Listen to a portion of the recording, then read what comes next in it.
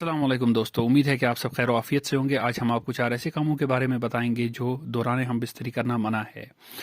لیکن آگے بڑھنے سے پہلے ہم سبھی ویورز سے ریکویسٹ کرتے ہیں کہ چینل کو سبسکرائب کرنا نہ بھولیں اور بیل آئیکن کو پریس کریں تاکہ آپ کے سامنے لیٹسٹ اپڈیٹس آتے رہیں۔ تو نمبر پہلے پہ آتا ہے شرمگاہ کی طرف دیکھنا۔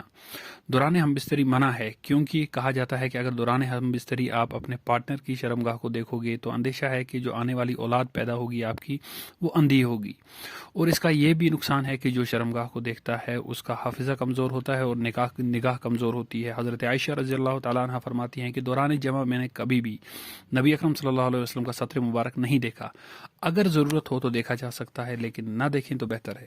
نمبر 2 پہ آتا ہے دوران صحبت بات چیت کرنا۔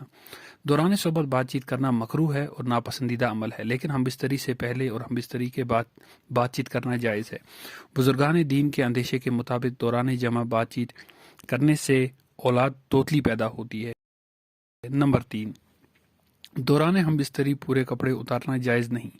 ہم بستری کے وقت حسب ضرورت کپڑے اتارنا جائز ہے، لیکن اگر کوئی پورے کپڑے اتار لے تو اس پہ کوئی گناہ نہیں، لیکن اسے چاہیے کہ کمبل یا چادر سے جسم کو ڈھک لے۔